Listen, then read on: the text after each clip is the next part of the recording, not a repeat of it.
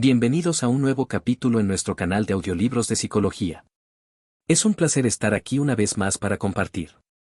Si están listos para explorar juntos este fascinante mundo, les animo a que se suscriban para no perderse ninguna entrega. Dejen su like si disfrutan del contenido y compartan para que más personas puedan beneficiarse de este material. Comencemos. Manual para el tratamiento cognitivo-conductual de los trastornos psicológicos. Volumen 1. Trastornos por ansiedad, sexuales, afectivos y psicóticos. Tratamiento cognitivo-conductual de los trastornos del estado de ánimo. Parte 16. Tratamiento conductual de la depresión unipolar.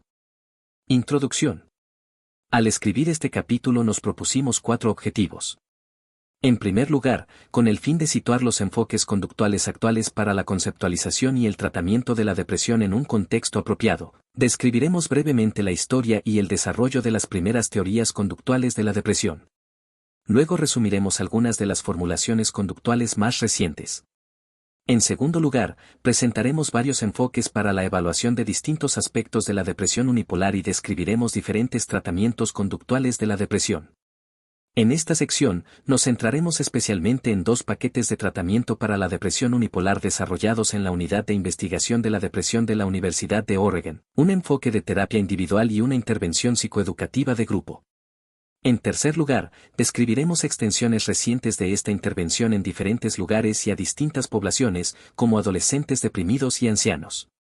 Finalmente, nos detendremos en lo que pensamos que son tendencias importantes para las investigaciones futuras en este campo. Teorías conductuales de la depresión. Hace 4 décadas, Skinner postuló que la depresión era el resultado de un debilitamiento de la conducta debido a la interrupción de secuencias establecidas de la misma que habían sido reforzadas positivamente por el ambiente social. Esta conceptualización de la depresión como un fenómeno de extinción y como una reducción de la frecuencia de emisión de la conducta ha sido básica para todas las posiciones conductuales. Ferster proporcionó más detalles sugiriendo que factores diversos tales como cambios ambientales repentinos, el castigo y el control aversivo, y cambios en las contingencias de reforzamiento pueden dar lugar a la depresión, es decir, a una tasa reducida de conducta. Señaló que el fracaso depresivo para producir conductas adaptativas puede deberse a una serie de factores, incluyendo a. Cambios ambientales repentinos que requieren que se establezcan nuevas fuentes de reforzamiento, b. La implicación en conductas aversivas o punitivas que evita la oportunidad del refuerzo positivo, y c. La observación errónea del ambiente, que produce una conducta socialmente inapropiada y una baja frecuencia de refuerzo positivo. Ferster invocó el concepto de encadenamiento para explicar la generalizabilidad de la respuesta a lo que a menudo constituye una pérdida circunscrita de refuerzo, por ejemplo, la pérdida de un trabajo. Este autor planteó que la pérdida de una fuente central de refuerzos conduciría a una disminución de todas las conductas que están encadenadas a ella u organizadas alrededor del refuerzo perdido. Por ejemplo, la jubilación podría llevar a una disminución de todas las conductas que estaban encadenadas al trabajo. De este modo, un individuo que se ha jubilado podría tener problemas para levantarse por la mañana, arreglarse y ver a los amigos o compañeros, en el caso de que todas estas conductas estuvieran organizadas alrededor del trabajo, que a su vez era una fuente central de refuerzos. Como una variante de esta posición, Castello distinguió entre una disminución en el número de refuerzos disponibles para el individuo y una reducción de la eficacia de dichos refuerzos. Castello propuso que la depresión se debía a la ruptura de una cadena de conductas causada probablemente por la pérdida de uno de los reforzadores de la cadena. Este autor planteó que la eficacia del refuerzo para todos los componentes de la cadena de conductas es contingente con la terminación de la cadena. Así, cuando se rompe una cadena de conductas, hay una pérdida de la eficacia del refuerzo asociada a todos los componentes de la cadena. Castello afirma que la pérdida de interés general en el ambiente por parte del sujeto deprimido constituye una manifestación de esta disminución de la eficacia del reforzador. Levinson y sus colaboradores refinaron y elaboraron estas posiciones. Levinson mantenía que una baja tasa de refuerzo positivo contingente a la respuesta constituía una explicación suficiente de ciertos aspectos del síndrome depresivo, especialmente de la baja tasa de conducta. Levinson y sus colaboradores ampliaron la posición conductual por medio de 3 hipótesis más. 1. Hay una relación causal entre la baja tasa de refuerzo positivo contingente a la respuesta y la sensación de disforia. 2. Las conductas depresivas se mantienen por medio del ambiente social, que proporciona contingencias en forma de simpatía, interés y preocupación. 3. Las deficiencias en el funcionamiento de las habilidades sociales son un antecedente importante de la baja tasa de refuerzo positivo. Levinson hipotetizó que una baja tasa de refuerzo positivo contingente a la respuesta en áreas importantes de la vida y barra diagonal o una alta tasa de experiencias aversivas conduce a una disminución de la conducta y a la experiencia de disforia. Levinson sugirió 3 factores principales que podrían conducir a una baja tasa de refuerzo. El primero implica deficiencias en el repertorio conductual o habilidades del individuo, lo que evita que obtenga refuerzos o disminuya la capacidad del sujeto para afrontar experiencias aversivas. El segundo factor que podría conducir a una baja tasa de refuerzo es una falta de refuerzos potenciales en el ambiente del individuo debido al empobrecimiento o a la pérdida de los mismos o a un exceso de experiencias aversivas. Por ejemplo, una persona que se encuentra confinada en casa mientras se recupera de una larga enfermedad puede realizar pocas actividades a las que le siga el refuerzo. La muerte o la desaparición social de un individuo que había proporcionado refuerzo social podría tener como consecuencia una pérdida de refuerzos. Finalmente, la depresión puede provenir de una disminución de la capacidad de una persona para disfrutar de las experiencias positivas, o de un aumento de la sensibilidad de un individuo ante los acontecimientos negativos. La formulación de Levinson se centró así en la disminución del refuerzo social que obtenía el individuo de las otras personas importantes de su entorno. Levinson planteó que los individuos deprimidos podrían carecer de las habilidades sociales adecuadas y, por consiguiente, serles difícil obtener refuerzos de su ambiente social, lo que les llevaría a experimentar una disminución de la tasa de refuerzo positivo. Libet y Levinson definieron la habilidad social como la capacidad compleja de emitir conductas que son reforzadas positiva o negativamente y de no emitir conductas que son castigadas o extinguidas por los demás. De este modo, se considera que un individuo es socialmente habilidoso en la medida en que provoque consecuencias positivas y evite las negativas del entorno social. Debido al refuerzo positivo insuficiente, les es difícil a las personas deprimidas iniciar o mantener la conducta instrumental. La formulación se centra también en el mantenimiento de la conducta deprimida, por ejemplo, pensamientos de suicidio, al sugerir que el ambiente social refuerza a menudo esas conductas al proporcionar simpatía, interés y preocupación. Completando esta formulación, Coyne afirmó que la depresión es una respuesta a las perturbaciones del contexto social del individuo. De forma específica, Coyne sugirió que la depresión se mantiene por medio de las respuestas negativas de otras personas significativas a la conducta sintomática del sujeto deprimido. Coyne mantenía que los individuos deprimidos crean un entorno social negativo haciendo que los demás se impliquen de tal manera que se pierde el apoyo o, al menos, este es ambiguo. Se provocan reacciones tanto de apoyo como hostiles. Coyne postuló una secuencia de conducta que empieza con la demostración inicial, por parte de la persona deprimida, de síntomas de depresión, normalmente en respuesta al estrés. Los individuos del ambiente social de la persona deprimida responden inmediatamente a estos síntomas de depresión con un apoyo y un interés verdaderos. La conducta del sujeto deprimido se vuelve cada vez más exigente, como, por ejemplo, expresando cada vez con mayor frecuencia las conductas sintomáticas. Consecuentemente, la conducta del sujeto deprimido se vuelve aversiva para los demás y provoca sentimientos de resentimiento y de ira.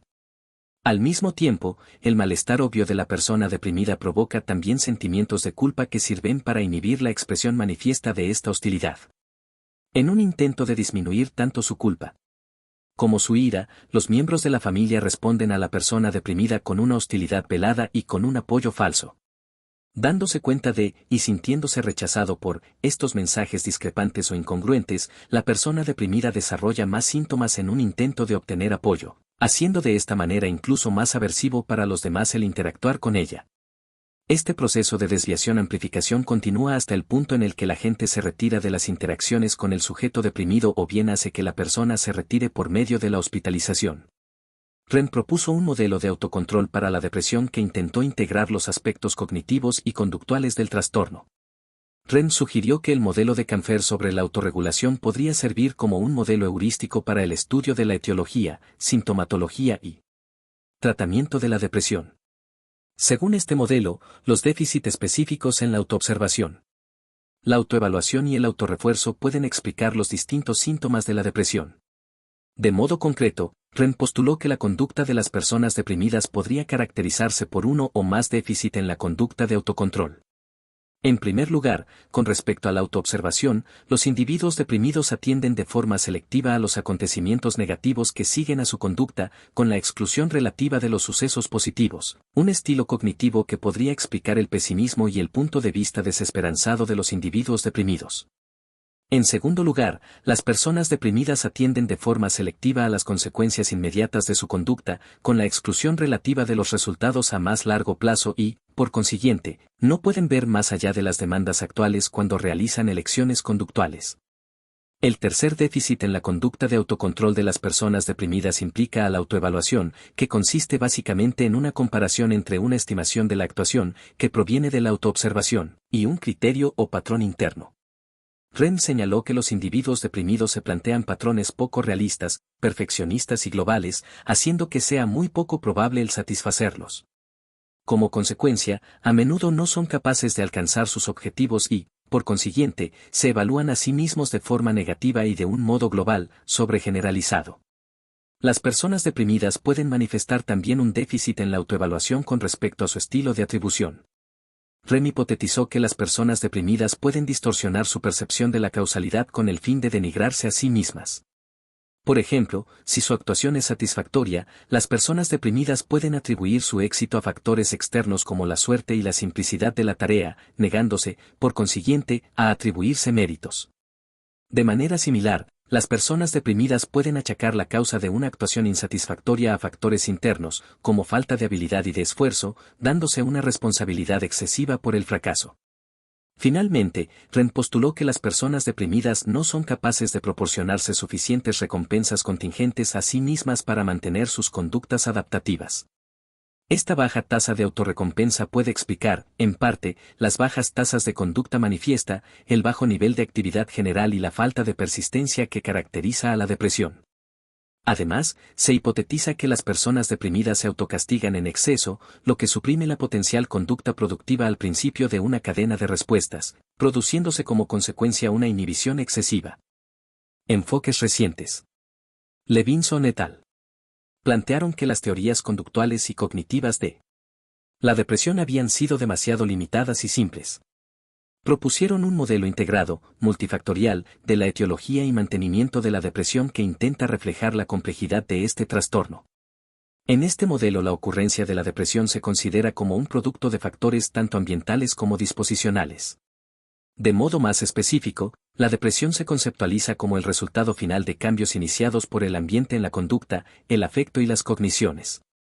Mientras que los factores situacionales son importantes como desencadenantes del proceso depresogénico, los factores cognitivos son esenciales como moderadores de los efectos del ambiente. En resumen, en este modelo se plantea que la cadena de acontecimientos que conduce a la aparición de la depresión empieza con los factores antecedentes de riesgo, A, que inician el proceso depresogénico trastornando importantes patrones de conducta adaptativa, B. El concepto general de los estímulos estresantes a los niveles macro, por ejemplo, acontecimientos estresantes negativos, y micro, por ejemplo, conflictos diarios, constituyen probablemente los mejores ejemplos de dichos antecedentes. Estos estímulos estresantes alteran los patrones de conducta que son necesarios para las interacciones diarias del individuo con el ambiente. Así, por ejemplo, se plantea que los acontecimientos vitales estresantes conducen a la depresión en la medida en que perturben las relaciones personales importantes o las responsabilidades laborales, c.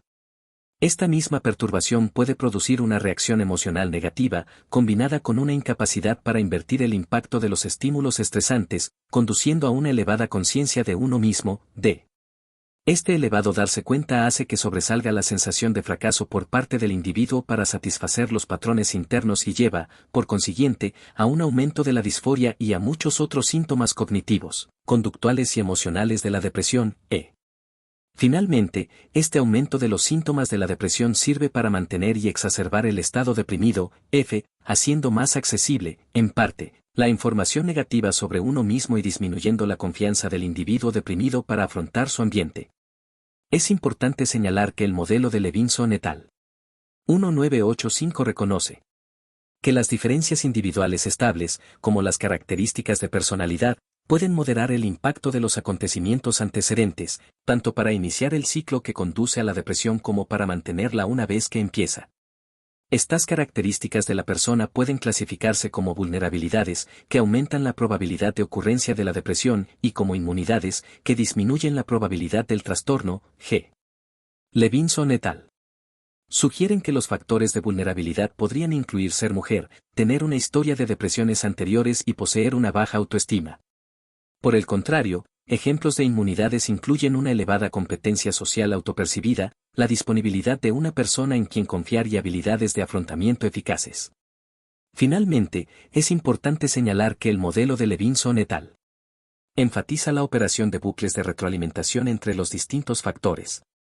Estos bucles de retroalimentación permiten bien un círculo vicioso o bien un círculo sano. Al invertir cualquiera de los componentes del modelo, la depresión irá mejorando progresivamente.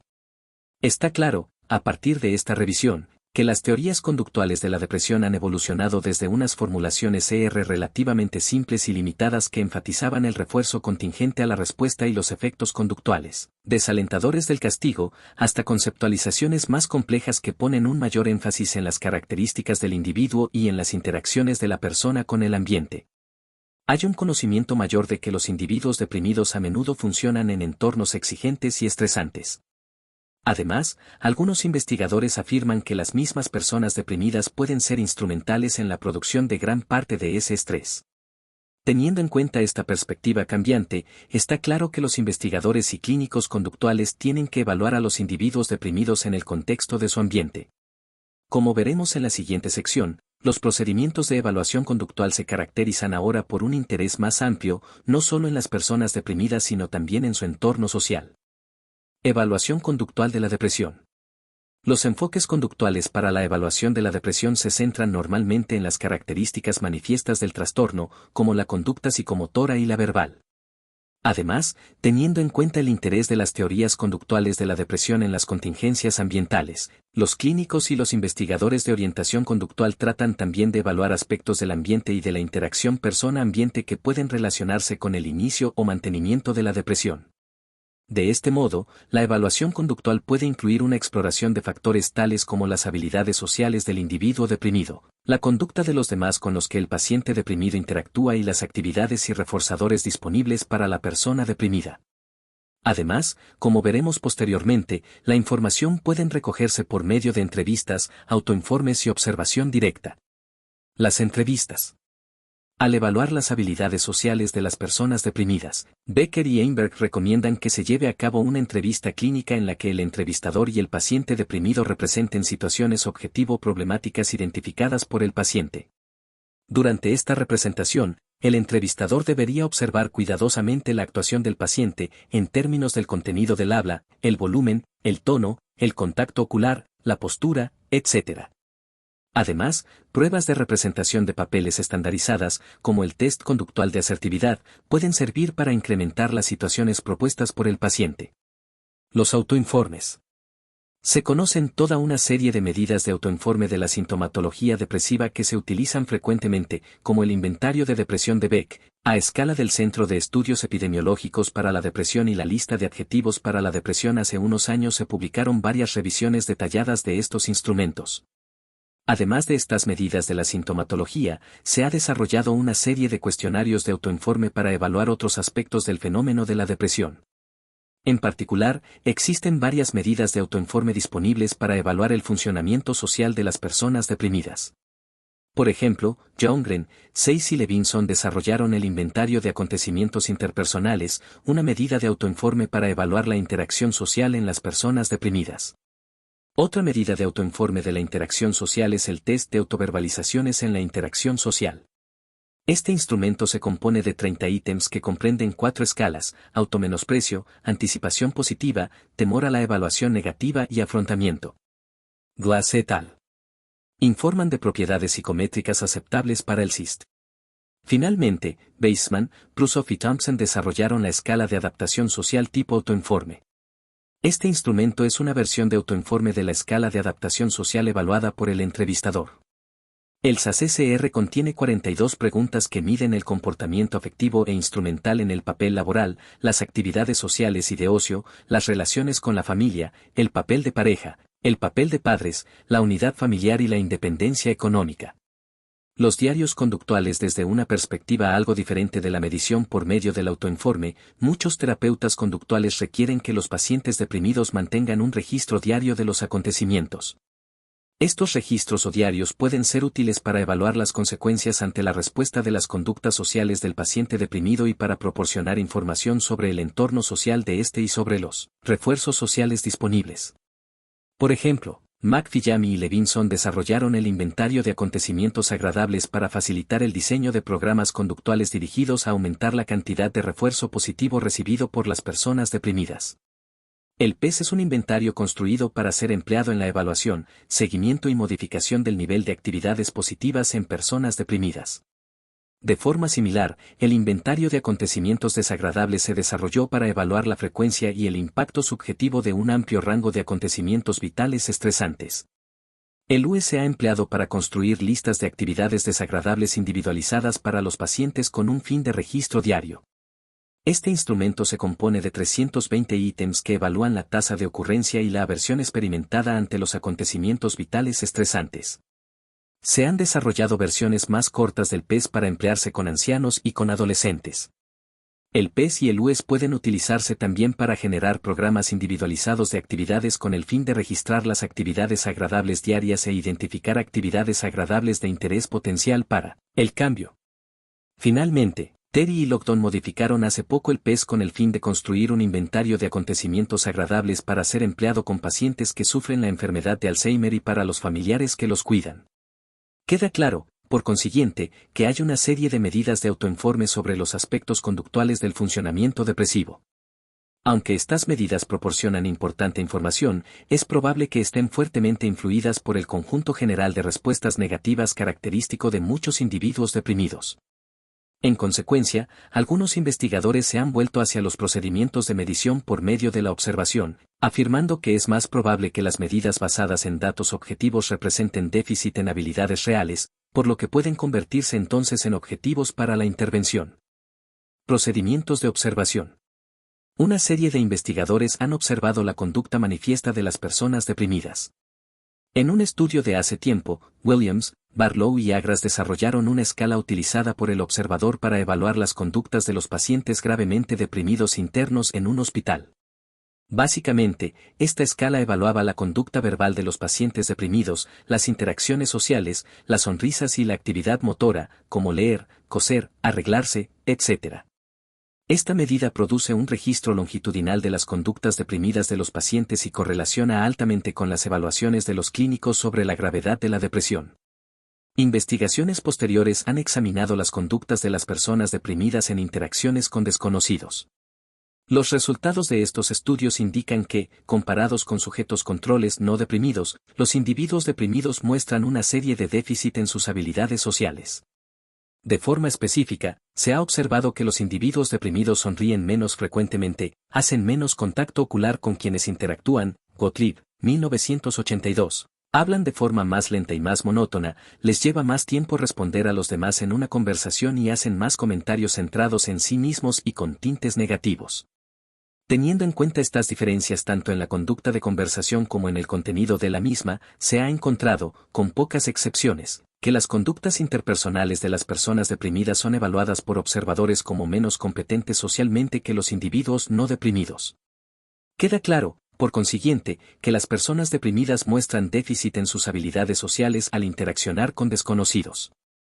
Sin embargo, Gottlieb y O'Leary han planteado que los problemas de habilidades sociales en individuos deprimidos son incluso más pronunciados en sus interacciones maritales y familiares.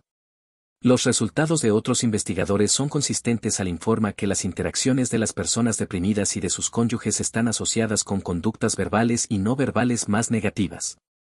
Por ejemplo, se ha encontrado que las interacciones maritales de las parejas en las que un miembro está deprimido se caracterizan por elevados niveles de perturbación, exposiciones emocionales negativas y una incongruencia entre los mensajes verbales y las conductas no verbales, como el hecho de que los individuos deprimidos emiten un mayor número de conductas en las que la comunicación no verbal es más negativa que el mensaje verbal que la acompaña. Cuando interaccionan con el cónyuge, se ha encontrado que los deprimidos emiten menor proporción de conducta verbal positiva y mayor de conducta verbal negativa que los individuos no deprimidos. Además, Kovalik y Gottlieb informan que este patrón de conducta por parte de los individuos deprimidos puede ser deliberado. En este estudio, las personas deprimidas codificaban, de forma intencionada, sus comunicaciones con los cónyuges como más negativas y menos positivas que las parejas no deprimidas. Además, otros hallazgos sugieren que los individuos deprimidos a menudo son manifiestamente más agresivos cuando interaccionan con sus cónyuges. Finalmente, existen datos a partir de la evaluación por medio de los estudios de observación de que las personas deprimidas experimentan también interacciones problemáticas con sus hijos. Una serie de investigadores ha encontrado que las mujeres deprimidas mantienen una mayor distancia y barra diagonal o son manifiestamente negativas en las interacciones con sus hijos. Se han encontrado también resultados que indican interacciones conductuales negativas similares entre padres deprimidos y sus hijos. Por consiguiente, queda claro a partir de estos resultados que las conductas manifiestas de las personas deprimidas son problemáticas en hospitales y en las interacciones con desconocidos, cónyuges e hijos. Una contribución importante de los enfoques conductuales a la evaluación del funcionamiento social de las personas deprimidas ha sido el identificar y poner en claro las conductas precisas que parecen ser especialmente problemáticas. Seguidamente nos detendremos en los enfoques conductuales para el tratamiento de las personas deprimidas. Tratamiento conductual de la depresión. Teniendo en cuenta la atención de las teorías conductuales de la depresión hacia los reforzadores y hacia las contingencias ambientales, un objetivo principal de las terapias de orientación conductual para la depresión implica el aumento del refuerzo positivo que recibe el individuo. En este contexto, se ha descrito una serie de diferentes enfoques de tratamiento, todos los cuales comparten este objetivo común. Además, como han señalado Hoberman y Levinson, hay una serie de otros elementos comunes asociados con los enfoques conductuales para el tratamiento de la depresión. Por ejemplo, se requiere que los pacientes observen normalmente sus actividades, estado de ánimo y pensamientos. Se anima a los pacientes a que se planteen objetivos alcanzables, con el fin de asegurarse unas primeras experiencias satisfactorias y concederse a sí mismos recompensas por alcanzar sus objetivos. Finalmente, la mayoría de los enfoques conductuales implica un entrenamiento diseñado para remediar distintos déficits de habilidades y de la actuación de los pacientes deprimidos, por ejemplo, entrenamiento en habilidades sociales, entrenamiento en asertividad, y son de tiempo limitado, desarrollados para durar normalmente de 4 a 12 semanas. Aumento de las actividades agradables y disminución de las desagradables. Levinson y sus colaboradores han subrayado la relación significativa de la depresión con bajas tasas de refuerzo positivo y con altas tasas de experiencias aversivas. Como señalamos anteriormente, estos investigadores plantearon que la depresión puede deberse, en parte, a una baja tasa de refuerzo positivo contingente a la respuesta. Basándose en esta formulación, Levinson, Sullivan y Grosscup desarrollaron un programa conductual muy estructurado, de 12 sesiones, dirigido a cambiar la calidad y cantidad de las interacciones de los pacientes deprimidos con sus entornos. De modo específico, por medio del empleo de tácticas de intervención cognitivas y conductuales conjuntas, incluyendo el entrenamiento en asertividad, la relajación, el autocontrol, la toma de decisiones, la solución de problemas, la comunicación y el manejo del tiempo, se enseñaba a los pacientes deprimidos a controlar y reducir la intensidad y la frecuencia de los acontecimientos aversivos y a aumentar su tasa de implicación en actividades agradables. Una descripción más detallada de este programa de tratamiento, con ilustraciones clínicas, puede verse en Levinson, Sullivan y Grosscup. Las tácticas caen dentro de 3 categorías. Aquellas que se centran en cambiar las condiciones ambientales, aquellas que se centran en enseñar a los individuos deprimidos habilidades que pueden emplear para cambiar los patrones problemáticos de interacción con el ambiente, y aquellas que se centran en mejorar el agrado y disminuir la aversión de las interacciones persona-ambiente. Las intervenciones ambientales son especialmente útiles cuando el entorno del paciente está muy empobrecido y barra diagonal o es altamente aversivo, o cuando el individuo tiene pocos recursos personales. Un tipo de intervención ambiental entraña cambiar el lugar físico y social del paciente ayudando a éste a mudarse a un nuevo entorno. Por ejemplo, en el tratamiento de una anciana deprimida con una historia de esquizofrenia paranoide, la evaluación diagnóstico sugirió que el aislamiento social era el principal factor que contribuía a su depresión. Ella aceptó la recomendación de que se trasladase desde un pequeño apartamento en una casa aislada a una residencia con muchas actividades de ocio. Su depresión mejoró sustancialmente, con el consiguiente aumento en los acontecimientos sociales y de ocio de su vida.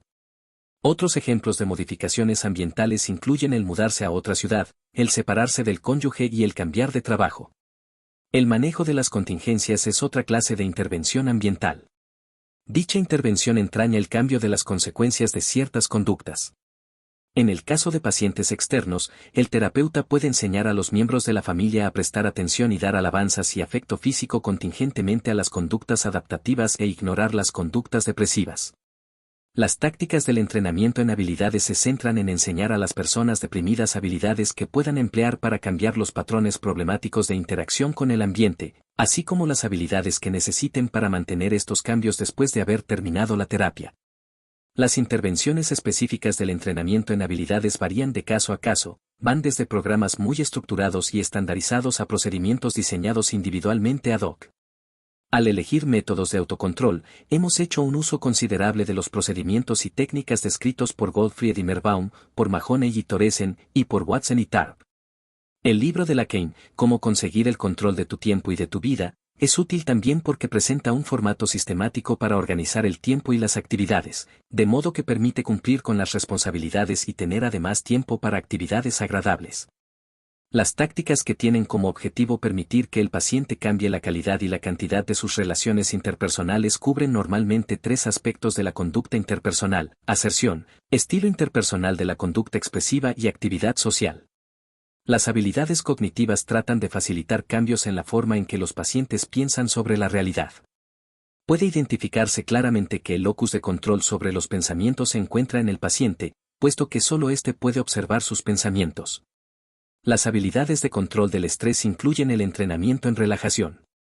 Cada persona deprimida es única y, por lo tanto, las tácticas de tratamiento deben ser flexibles.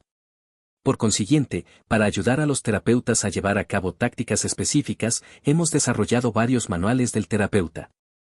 Estos manuales se llaman Aumenta los acontecimientos agradables y disminuye los desagradables y disminuye los acontecimientos desagradables y aumenta los agradables.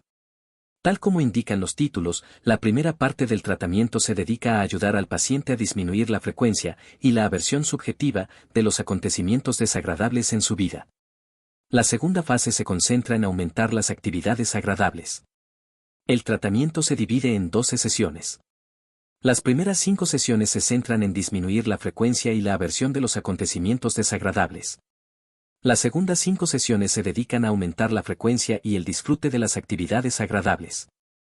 El objetivo de la sesión final de tratamiento consiste en fomentar la capacidad del paciente para mantener su nivel de estado de ánimo y prevenir la depresión futura. Cada sesión presenta actividades específicas para el terapeuta y para el paciente con el fin de alcanzar estos objetivos. Se sugieren límites temporales para cada actividad. Cualquier tiempo extra debería emplearse en otras preocupaciones del paciente. Se utilizan diferentes procedimientos para alcanzar los objetivos del tratamiento. Incluyen el registro diario, el entrenamiento en relajación, el vérselas con los acontecimientos aversivos y el aumentar las actividades agradables. Primer paso, el registro diario.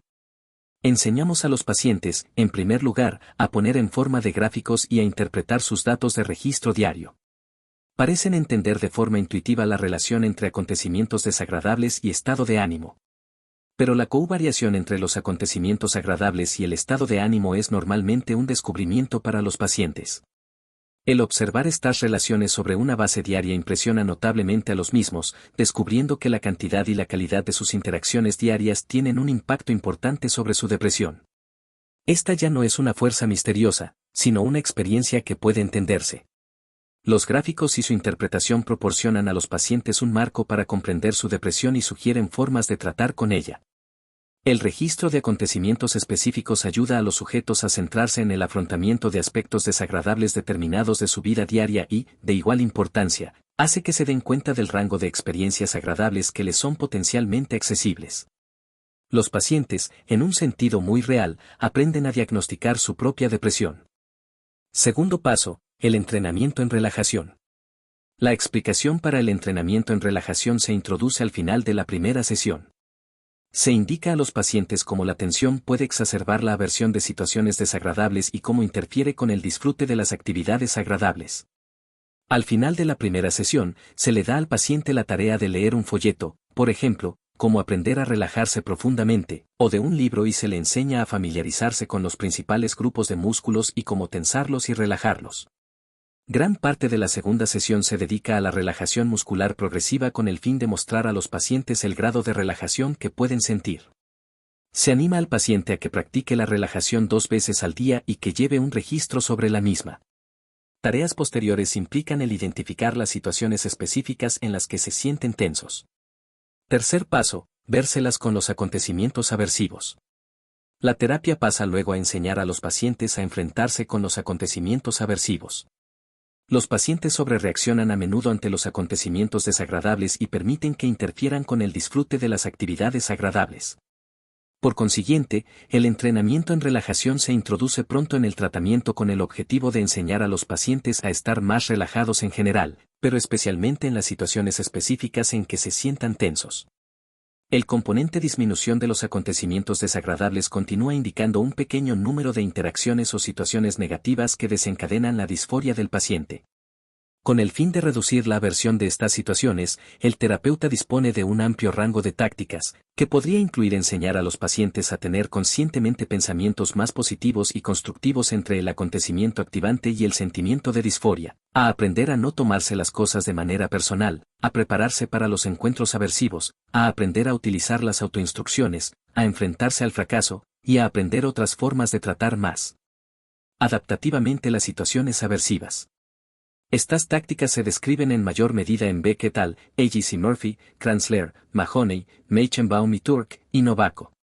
Cuarto paso, manejo del tiempo. La planificación diaria y el entrenamiento en el manejo del tiempo es otra táctica general incluida en este módulo. En esta fase, hacemos que los pacientes lean y hagan un empleo considerable de capítulos seleccionados del libro Cómo controlar tu tiempo y tu vida de Lacan.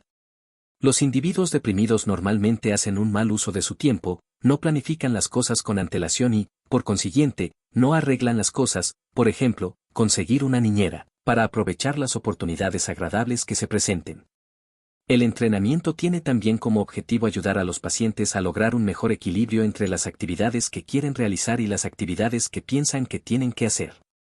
Utilizando una programación diaria del tiempo, se pide a los pacientes que planifiquen con anterioridad cada día y cada semana. Inicialmente, esta planificación se hace dentro de las sesiones con la ayuda del terapeuta, se espera que gradualmente los pacientes hagan la planificación en casa. Quinto paso, aumento de las actividades agradables. La planificación diaria es útil también para programar acontecimientos agradables específicos que se convierten en el centro de la siguiente fase del módulo. Al ayudar a los pacientes a aumentar su tasa de implicación en actividades agradables, se pone el énfasis en plantear objetivos concretos para conseguir ese aumento y para desarrollar planes específicos sobre las cosas que harán los pacientes. Estos comienzan evaluando sus estados de ánimo y registrando la ocurrencia de las actividades agradables y desagradables en sus programas de actividades sobre una base diaria. Continúan con este registro diario mientras dura el tratamiento. Para registrar la ocurrencia de los acontecimientos, los pacientes emplean una escala de 3 puntos para cada uno de los 80 acontecimientos agradables de su programa personalizado, 0. No ocurrió hoy, 1. Ocurrió, pero fue neutro, y 2. Ocurrió y fue agradable. Los pacientes tienen una escala similar para los acontecimientos desagradables en su programa, excepto que indican si el acontecimiento fue neutro o desagradable en el caso de que hubiera ocurrido. Esto proporciona fácilmente puntuaciones para los acontecimientos agradables y desagradables experimentados ese día. La puntuación media de los acontecimientos agradables en una población normal es de 17,6 con una desviación típica de 10,3. La puntuación media de los acontecimientos desagradables en una población normal es de 5,1 con una desviación típica de 3,9. La frecuencia diaria de los distintos acontecimientos proporciona una retroalimentación inmediata sobre el impacto del tratamiento para cumplir los objetivos intermedios del mismo de modificar la tasa global de acontecimientos reforzantes y punitivos. El programa de actividades de una persona puede construirse a partir de sus respuestas en el PES y en el UES. El programa de cada paciente incluye 80 de los acontecimientos que evaluó como más agradables y 80 de las actividades que evaluó como más aversivas. Los programas de actividad pueden crearse de una de las siguientes maneras: a partir de las respuestas del paciente en el PES y en el UES, listando los acontecimientos desagradables evaluados por el paciente como más aversivos y los acontecimientos agradables evaluados como más apetitivos, o b. Utilizando la muestra de programas de actividades que se muestra en la figura 16.2. Los acontecimientos incluidos en estas listas son los que se han encontrado que están relacionados con el estado de ánimo en una gran parte de la población. Se enseña al paciente a que siga la pista a la ocurrencia diaria y al nivel de agrado o desagrado de 160 actividades y a su estado de ánimo diario. Basándose en estas respuestas, el paciente representa en gráficos su tasa de realización de actividades agradables y desagradables y el estado de ánimo, con el fin de observar la relación entre sus actividades y su estado de ánimo diario. Este se evalúa utilizando una escala de 9 puntos que va desde 1 igual a muy feliz hasta 9 igual a muy deprimido. Una muestra del formato de evaluación del estado de ánimo se muestra en la figura 16.3. Los gráficos para seguir la pista a las actividades y al estado de ánimo se incluyen en el manual de tratamiento. Se proporciona a los pacientes retroalimentación sobre su tasa de implicación y el grado de disfrute de las actividades agradables y desagradables y la relación con su estado de ánimo. Se les da también retroalimentación sobre las actividades o acontecimientos específicos que correlacionan mejor con su estado de ánimo. Esto proporciona más información para indicar actividades específicas que el paciente puede aumentar o disminuir para conseguir un estado de ánimo óptimo. El tratamiento incluye proporcionar a los individuos ayuda para planificar su vida diaria de forma que minimice la tasa de implicación en acontecimientos desagradables, que optimice la tasa de implicación en actividades agradables y que logre un mejor equilibrio entre las dos. Al final del tratamiento, el terapeuta y el paciente desarrollan un programa de mantenimiento/prevención que este último tiene que llevar a cabo después de la terminación del tratamiento. Dicho programa podría incluir el realizar un esfuerzo activo para continuar con las conductas y habilidades aprendidas durante el tratamiento, así como una comprobación periódica, por medio del registro diario, de las actividades agradables y desagradables y el nivel de estado de ánimo diario. Igualmente, al final del tratamiento, el paciente debería tener una clara comprensión de las actividades que experimenta como especialmente agradables y que correlacionan con el sentirse bien, y de aquellos acontecimientos que experimenta como especialmente aversivos y que correlacionan con el estado de ánimo deprimido. Además, debería haber desarrollado habilidades que le permitieran controlar su estado de ánimo aumentando las actividades agradables y disminuyendo la tasa de ocurrencia de los acontecimientos desagradables. Debería también haber desarrollado un plan para mantener los beneficios del tratamiento fuera de la clínica. Levinson y colaboradores informaron que este programa para disminuir las actividades desagradables y aumentar la implicación en actividades agradables fue eficaz en la reducción de los niveles de depresión. Terapia de habilidades sociales.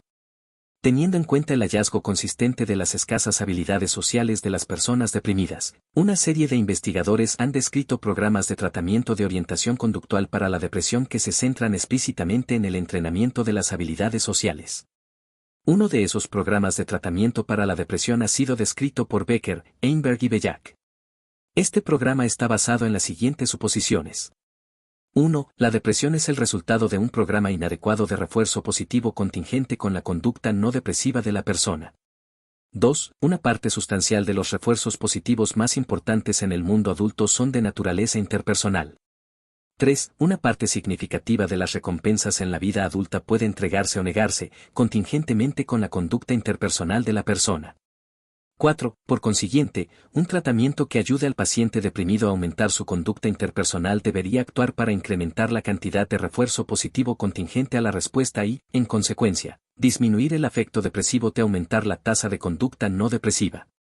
Becker y Einberg sugieren que la conducta interpersonal inadecuada puede deberse a una serie de factores, como la exposición insuficiente a modelos interpersonalmente habilidosos, el aprendizaje de conductas interpersonales desadaptativas, oportunidades insuficientes para practicar hábitos interpersonales importantes, la disminución progresiva de las habilidades conductuales específicas debido a la falta de utilización y el fracaso en reconocer las señales ambientales para conductas interpersonales específicas.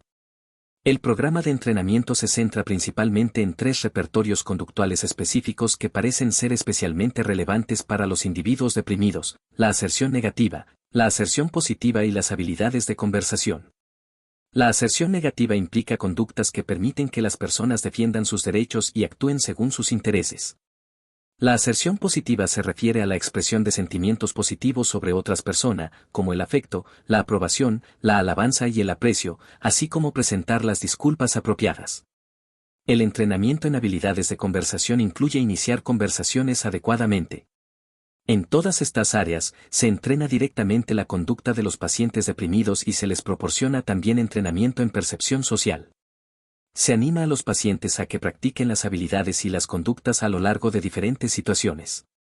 El tratamiento tiene lugar a lo largo de 12 sesiones de 1 hora a la semana, en donde los pacientes reciben entrenamiento en las 4 áreas problema descritas anteriormente. A estas sesiones de tratamiento le sigue de 6 a 8 sesiones de mantenimiento a lo largo de un periodo de 6 meses, sesiones en las que el énfasis está puesto en la revisión y solución de problemas. Bellac y sus colaboradores han demostrado la eficacia de este enfoque en el tratamiento de la depresión. Los resultados de esos estudios indican que el entrenamiento en habilidades sociales es más eficaz que la medicación psicotrópica y que la psicoterapia de orientación introspectiva para aumentar el nivel de habilidad social. Además, los beneficios obtenidos por los pacientes en los grupos de entrenamiento en habilidades sociales se mantenían en un seguimiento de 6 meses. McLean ha descrito un enfoque similar para el tratamiento de la depresión que se centra también en el entrenamiento en habilidades sociales. Debido a que McLean considera que la depresión es el resultado de la pérdida de control percibida por parte de los individuos sobre su ambiente interpersonal, el tratamiento que propone para la depresión tiene como objetivo el entrenamiento en habilidades sociales que son incompatibles con la depresión. Se emplea la práctica graduada y el modelado para obtener mejorías en las siguientes habilidades: comunicación, interacción social, asertividad, toma de decisiones y autocontrol cognitivo. Se requiere que los pacientes realicen actividades diarias para el desarrollo de las habilidades y que empleen hojas con un formato estructurado para registrar sus logros. Se prepara también a los pacientes para la experiencia de futuros episodios depresivos y se establecen y ensayan con el paciente planes de contingencia para el afrontamiento. McLean y Axtian evaluaron la eficiencia de este tratamiento conductual con 178 pacientes ambulatorios con depresión unipolar, asignados al azar a 4 condiciones de tratamiento: terapia de conducta, psicoterapia tradicional de orientación introspectiva, entrenamiento en relajación y amitriptilina. Los datos que presentan McLean y Axtian en un seguimiento de 2 años indican que la terapia de conducta fue superior a los otros tratamientos y que este patrón de resultados es estable. A lo largo de un periodo de 27 meses de seguimiento, se encontró que los pacientes de la condición de terapia de conducta habían mejorado significativamente su estado de ánimo, eran más activos socialmente y más productivos personalmente que los pacientes de las otras condiciones de tratamiento, especialmente de la condición de entrenamiento en relajación. Terapia de autocontrol. La terapia de autocontrol, desarrollada a partir del modelo de autocontrol de REM sobre la depresión, enfatiza el logro progresivo de objetivos, el autorrefuerzo y las estrategias de control de las contingencias, y la productividad conductual. Como señalamos anteriormente, el modelo de autocontrol plantea que la depresión está asociada a los déficits en el autorregistro, en la autoevaluación y en el autorrefuerzo. Por consiguiente, estas áreas de funcionamiento son el centro de la terapia de autocontrol. Esta terapia se presenta como un tratamiento estructurado, de tiempo limitado y en formato grupal. Consta de 6 a 12 sesiones divididas en 3 partes, cada una de ellas centrándose en una de las 3 áreas deficitarias descritas anteriormente. Con respecto al autorregistro, se requiere que los pacientes lleven un registro diario y representen de forma gráfica las experiencias positivas y su estado de ánimo asociado. En la fase de autoevaluación, se enseña a los pacientes a desarrollar objetivos específicos, manifiestos y alcanzables en términos de actividades positivas y productividad conductual. Además, los pacientes asignan puntos a estos objetivos y conservan una cuenta de los puntos conforme van logrando sus metas. Finalmente, se enseña a los pacientes a identificar los reforzadores y a administrarse estas recompensas cuando logran sus objetivos específicos. REM ha demostrado la eficacia de este tratamiento de autocontrol para la depresión en una serie de estudios. En una de las primeras evaluaciones de esta terapia, Fuchs y REM informaron que el tratamiento de autocontrol era más eficaz que una terapia de grupo no específica o que una condición de control de lista de espera para reducir la depresión en una muestra de mujeres clínicamente deprimidas. REM et al. Informaron posteriormente que la terapia de autocontrol era más eficaz en el tratamiento de los pacientes deprimidos que el entrenamiento en asertividad. Curiosamente, REM señala que la eficacia de su tratamiento no depende de la inclusión de los 3 componentes. Los resultados no parecen modificarse por la omisión de las partes de autoevaluación o de autorrefuerzo del programa. Finalmente, REM señala también que esta terapia parece ser igualmente eficaz para alterar los aspectos cognitivos y conductuales de la depresión, sugiriendo una falta de especificidad de los efectos del tratamiento. Terapia de solución de problemas. El modelo de solución de problemas para la depresión se centra en las relaciones entre los principales acontecimientos negativos de la vida, los problemas actuales, el afrontamiento por medio de la solución de problemas y la sintomatología depresiva. Así, las estrategias y los procedimientos de tratamiento que se han desarrollado a partir de este modelo están diseñados para reducir la sintomatología depresiva por medio del entrenamiento en habilidades de solución de problemas. Nesu et al. Plantean 4 objetivos de la terapia de solución de problemas para los individuos deprimidos. 1. Ayudarles a identificar las situaciones de su vida anteriores y actuales que pueden ser antecedentes de un episodio depresivo. 2. Minimizar el impacto negativo de los síntomas depresivos sobre los intentos de afrontamiento actuales y futuros. 3. Aumentar la eficacia de los esfuerzos de solución de problemas en el afrontamiento de las situaciones actuales. Y 4. Enseñar habilidades generales para vérselas más eficazmente con futuros problemas. Se incluye también el entrenamiento en el mantenimiento y generalización en este programa. La terapia de solución de problemas de Nesu et al. Consiste en un programa de intervención de 10 semanas en el que emplean técnicas terapéuticas tales como la instrucción, el modelado, el ensayo conductual, las tareas para casa, el moldeamiento, el refuerzo y la retroalimentación para aumentar la capacidad de solución de problemas y disminuir la sintomatología depresiva.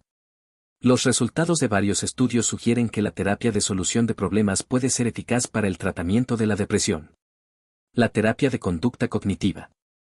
El enfoque cognitivo-conductual de tratamiento se basa en los modelos más recientes de las teorías conductuales de la depresión e incluye elementos descritos anteriormente para el aumento de las actividades agradables, para la disminución de acontecimientos desagradables y para el entrenamiento de habilidades sociales e interpersonales, en combinación con la terapia cognitiva de Beck. Se dispone de un manual específico de tratamiento.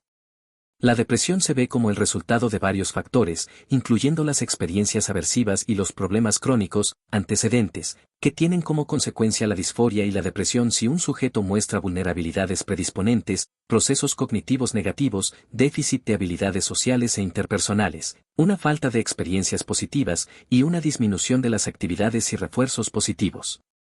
En consecuencia, el enfoque cognitivo-conductual se centra en la programación de actividades para aumentar las actividades reforzantes, en la representación de papeles y en el entrenamiento en habilidades sociales, en la reestructuración cognitiva y en la influencia del pensamiento automático negativo y de las suposiciones disfuncionales básicas. La eficacia de este enfoque se puso a prueba recientemente en 2 estudios, a gran escala y realizados en diferentes centros, de pacientes con un diagnóstico de depresión mayor, con y sin cumplir los criterios de melancolía según el DSM-3R. El primer estudio evaluó la eficacia de la terapia cognitivo-conductual.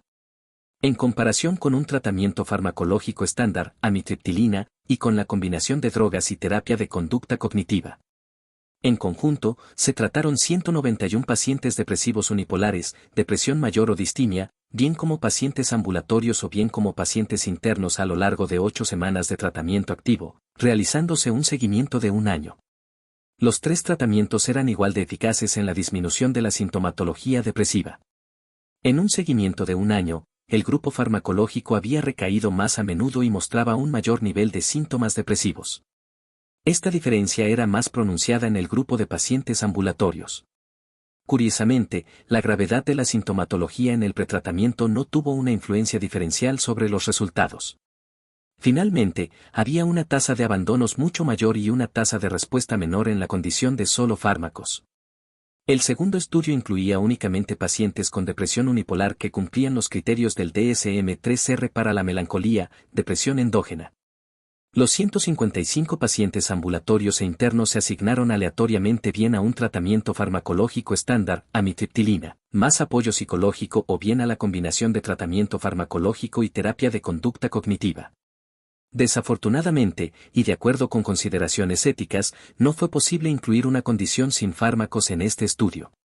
Uno de los objetivos de esta investigación era comprobar la hipótesis de que, con respecto al tratamiento farmacológico solo, un tratamiento combinado era más eficaz para reducir los síntomas depresivos y para mantener un nivel de funcionamiento libre de síntomas en un periodo más prolongado. Los resultados de este estudio indicaron que ambos tratamientos eran igual de eficaces, produciéndose ventajas para el tratamiento combinado en el seguimiento de 1 año. De nuevo, este efecto en el seguimiento no era significativo para el grupo de pacientes internos. La terapia marital / familiar. Teniendo en cuenta la asociación consistente descrita anteriormente entre depresión y problemas en el funcionamiento marital y familiar, no es sorprendente que se hayan desarrollado una serie de terapias con el objetivo simultáneo de reducir los niveles de depresión y mejorar las relaciones maritales / familiares. Las intervenciones maritales / familiares se han revisado detenidamente en otros trabajos, por lo que simplemente anotaremos que algunos estudios recientes han aportado pruebas de la eficacia de la terapia marital o familiar de orientación conductual para la depresión. Por ejemplo, O'Leary y Beach asignaron aleatoriamente parejas, con la mujer deprimida, a terapia cognitiva individual, TC, a terapia marital conductual conjunta, TMC, o a una condición de lista de espera de 15 semanas. En las evaluaciones realizadas al terminar la terapia y a un año de seguimiento, O'Leary y Beach encontraron que la TC y la TMC eran igual de eficaces para reducir la sintomatología depresiva. Sin embargo, se encontró que solo la TMC era eficaz para mejorar la relación marital.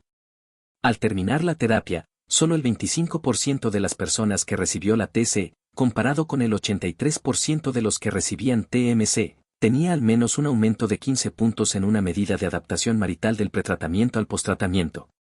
El mismo patrón general de resultados se mantuvo en el seguimiento.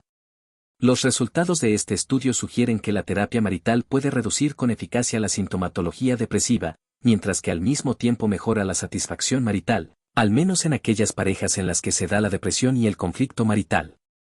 Jacobson et al. Han encontrado resultados similares en el tratamiento de parejas deprimidas con conflictos maritales.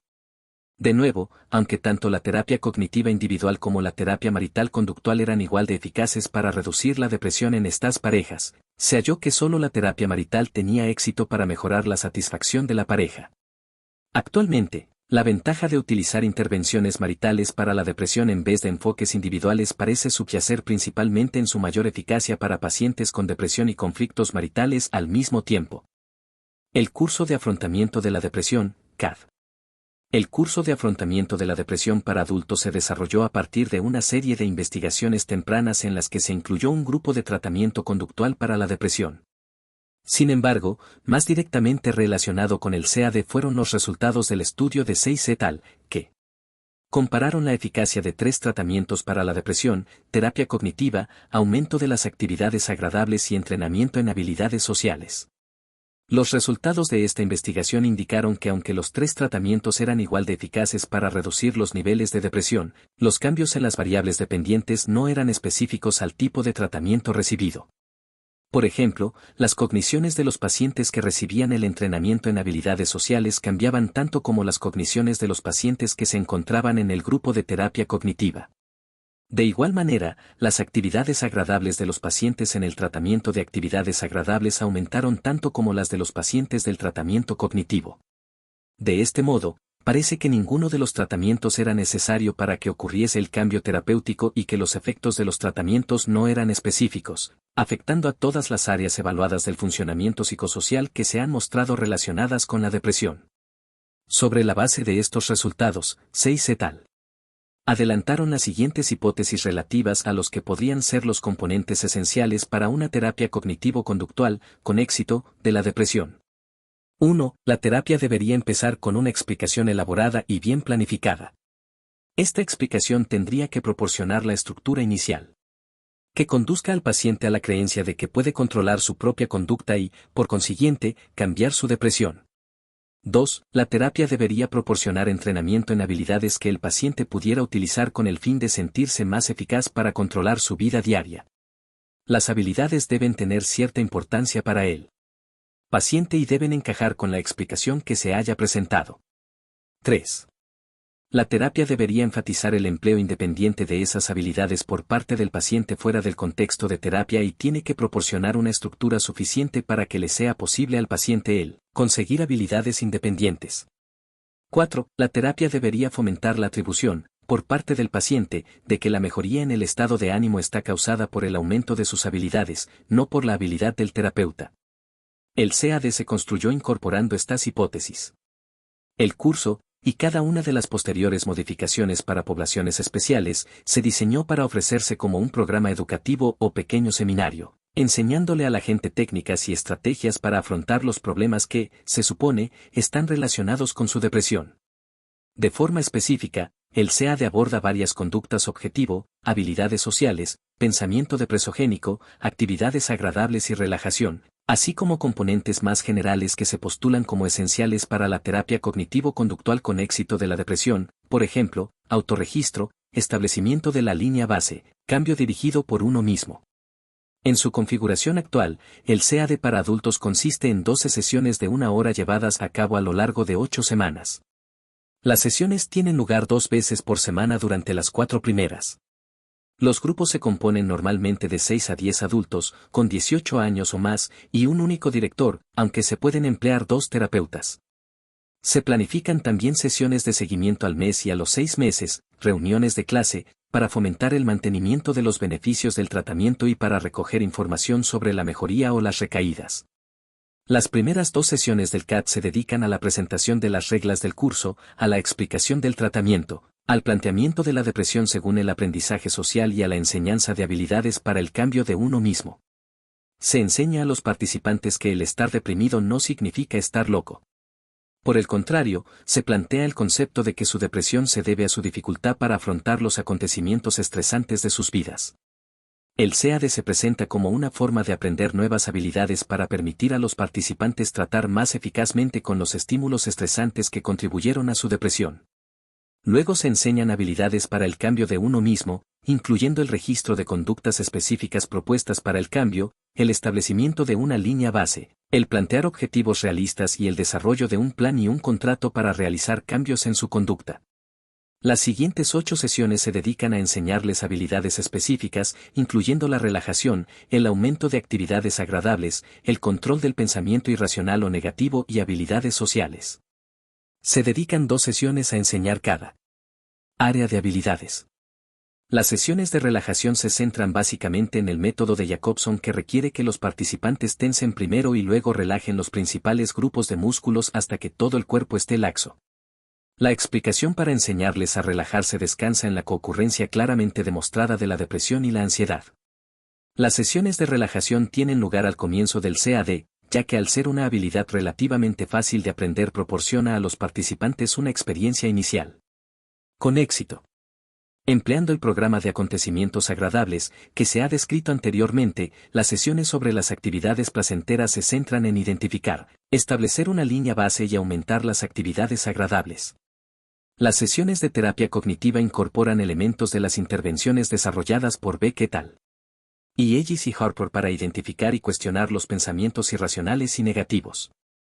Finalmente, las sesiones de habilidades sociales se centran en la aserción, en planificar más actividades sociales y en estrategias para hacer más amigos. Las 2 sesiones finales del CAD se dedican a integrar las habilidades aprendidas, a mantener los beneficios de la terapia y a prevenir las recaídas. Los participantes identifican las habilidades que encontraron más eficaces para superar su estado de ánimo deprimido. Ayudado por el terapeuta, cada participante desarrolla un plan de emergencia personalizado, por escrito, donde se detallan los pasos que seguirán para contrarrestar los sentimientos de depresión en el caso de que los volvieran a tener nuevamente. Todas las sesiones se encuentran muy estructuradas y utilizan el texto Controla tu depresión y un cuaderno del participante. Además, un manual del instructor proporciona formatos, ejercicios y directrices. Cada sesión incluye una charla, el repaso de las tareas para casa, una discusión y la representación de papeles. Un descanso de 10 minutos en medio de cada sesión permite a los participantes socializarse y practicar las nuevas habilidades que han aprendido. Una característica importante del CAD es que no produce estigma. Debido a que se presenta y se lleva a cabo como una clase en vez de como una terapia, evita el rechazo y la resistencia habituales del paciente, aspectos que pueden hacer que muchos sujetos deprimidos no busquen ayuda. El curso representa también un enfoque orientado hacia la comunidad, con una buena razón coste/beneficio que intenta llegar a la gran mayoría de individuos depresivos que no hacen uso de los servicios de las clínicas y de los profesionales de la salud mental. Para una descripción más detallada del CAD se remite el lector a Levinson et al. La eficacia del CAD se ha demostrado en varios estudios. Por ejemplo, Brown y Levinson, Steinmetz, Levinson y Antonuccio y Hoberman, Levinson y Tilson encontraron todos ellos que el CAD era más eficaz para el tratamiento de la depresión que una condición control de lista de espera y tan eficaz como la terapia de conducta individual. Curiosamente, Hoberman et al. Encontraron que las percepciones positivas de la cohesión del grupo constituían un predictor significativo de los resultados del tratamiento, confirmando la eficacia del formato de grupo para este enfoque. Ampliaciones del CAD a diferentes poblaciones. Adolescentes. Teniendo como modelo el CAD, se desarrolló el nuevo curso de afrontamiento de la depresión con adolescentes, CAD-A. El contenido de los grupos del CAD-A. Aunque similar al contenido del CAD para adultos, se ha simplificado sustancialmente, dando un mayor énfasis al aprendizaje por medio de la experiencia y menos tareas para casa. Tanto a los adolescentes como a sus padres se les da cuadernos del participante sencillos que incluyen tareas para casa, formatos de autorregistro, informaciones breves y lecturas. Estos cuadernos del participante se encuentran muy integrados con las sesiones de grupo. Además de las áreas de habilidades incluidas en el CAD para adultos, el CADA se amplió para incorporar la enseñanza de habilidades básicas de comunicación, negociación y solución de conflictos. El añadir las habilidades de comunicación se basó en las suposiciones de que la adolescencia es un periodo en el que muchos conflictos padres-hijos surgen cuando los adolescentes defienden la independencia con respecto a sus familias y que la solución no satisfactoria de los conflictos conduce a transacciones padres-hijos recíprocamente punitivas. La negociación específica y las técnicas de comunicación se adaptaron de materiales desarrollados por Robin, Gottman y Alexander. El CADA se fundamenta en la premisa de que enseñar a los adolescentes nuevas estrategias y habilidades de afrontamiento les permitirá contrarrestar los factores supuestamente causales que contribuyen a su episodio depresivo y afrontar con más eficacia los problemas planteados por su ambiente. El tratamiento tiene como objetivo ayudar a los adolescentes a superar su depresión y permitirles que se enfrenten con eficacia a los futuros casos de supuestos factores de riesgo. El modelo teórico subyacente de la depresión es el modelo multifactorial propuesto por Levinson et al. Este modelo supone que existen distintos factores etiológicos y /diagonal o de riesgo que pueden contribuir al resultado final de la depresión, ninguno de los cuales son, por sí mismos, precondiciones necesarias o suficientes. Se hipotetiza que la depresión es el resultado de múltiples elementos causales que actúan de acuerdo o conjuntamente, la mezcla o combinación exacta de los factores que contribuyen difiere en los casos individuales. Se considera que la depresión ocurre dentro del contexto persona-ambiente, dándose una interacción continua y recíproca entre las variables de la persona y del ambiente. El modelo supone la existencia de vulnerabilidades, características de la persona que aumentan la probabilidad de llegar a deprimirse, como las cogniciones depresotípicas, vivir en ambientes estresantes y conflictivos, e inmunidades, características de la persona como el afrontamiento eficaz, las habilidades sociales y otras, la implicación en actividades agradables, la autoestima elevada, que reducen la probabilidad de llegar a deprimirse. El modelo hipotetiza que el proceso depresogénico empieza con una perturbación de importantes patrones de conducta adaptativos. Los acontecimientos indeseables de la vida, a niveles macro, acontecimientos vitales estresantes, y micro, conflictos diarios, son buenos ejemplos de acontecimientos que pueden causar perturbaciones serias de los patrones de conducta importantes para las interacciones dianas del individuo con el ambiente. Si esas perturbaciones conllevan un aumento de las experiencias aversivas, dan como resultado un cambio negativo de la calidad de vida de la persona. Se postula que la incapacidad para invertir esas perturbaciones conduce a la disforia y a otras manifestaciones cognitivas, por ejemplo, pesimismo, y conductuales, por ejemplo, pasividad. El CADA se adaptó de la versión para adultos del CAD. La relevancia del CAD para adolescentes deprimidos está propuesta por la investigación que indica que los adolescentes deprimidos muestran un patrón de problemas psicosociales muy similar al manifestado por adultos deprimidos. Los aspectos importantes y únicos del curso como forma de terapia incluyen a. Su naturaleza psicoeducativa, no estigmatizante. b. Su énfasis en el entrenamiento en habilidades para fomentar el control sobre el propio estado de ánimo y mejorar la propia capacidad para afrontar las situaciones problemáticas. c. El uso de actividades de grupo y de la representación de papeles, y d. Su coste /diagonal eficacia. Al modificar el curso para su uso con adolescentes, el material se ha simplificado con un mayor énfasis en el aprendizaje por medio de la experiencia. Las tareas para casa se han acortado y, al contrario que con el CAD para adultos, no se les asignan lecturas entre sesiones. El CADA incluye 16 sesiones de 2 horas que se llevan a cabo a lo largo de un periodo de 8 semanas para grupos de hasta 10 adolescentes. Cada participante recibe un cuaderno que le proporciona lecturas breves, exámenes cortos, tareas de aprendizajes estructuradas y formatos de las tareas para casa de cada sesión. Al final de cada una de ellas, se les da a los adolescentes tareas para casa que se repasan al comienzo de la sesión siguiente. La intención de dichas tareas es que se practiquen las habilidades fuera del lugar de tratamiento, aumentando por consiguiente la probabilidad de generalización a las situaciones de la vida diaria. Aunque se ha evaluado bajo un formato de grupo, el CADA puede emplearse como terapia individual. Un curso paralelo para los padres de los adolescentes deprimidos se deriva de los conceptos de que los padres constituyen una parte integral del sistema social del adolescente y que los conflictos no resueltos, padres adolescentes contribuyen a la aparición y al mantenimiento de los episodios depresivos. Los objetivos del curso para los padres consisten en ayudarles a acelerar el aprendizaje de las nuevas habilidades de los adolescentes con apoyo y refuerzo positivo y asistirles en el empleo de estas habilidades en las situaciones diarias. Los padres se reúnen con el terapeuta 2 horas a la semana durante las cuales se les describen las habilidades que se imparten en el curso para adolescentes. Se les enseña también a los padres las habilidades de comunicación y de solución de problemas que aprenden los adolescentes. Se mantienen 2 sesiones conjuntas durante las cuales los adolescentes y los padres practican estas habilidades en temas que son importantes para cada familia. Se han elaborado cuadernos para los padres con el fin de guiarles a lo largo de las sesiones. Componentes del CAD para adolescentes. En la primera sesión se presentan las directrices del grupo, la explicación del tratamiento y el punto de vista del aprendizaje social para la depresión. Desde el principio, se enseña a los adolescentes a que observen su estado de ánimo para obtener un línea base y un método para mostrar los cambios en el estado de ánimo como consecuencia del aprendizaje de nuevas habilidades y el implicarse en actividades. Las siguientes sesiones se centran en enseñar las distintas habilidades y el implicarse en actividades. Como se presenta en la figura 16.5, aunque se introducen habilidades específicas en sesiones concretas, la discusión y la práctica continúan a lo largo de las sesiones para facilitar la adquisición de la conducta. Aumento de las habilidades sociales. El entrenamiento en habilidades sociales, una deficiencia básica en muchos individuos deprimidos, tiene lugar a lo largo del curso con el fin de construir otras habilidades esenciales, por ejemplo, la comunicación.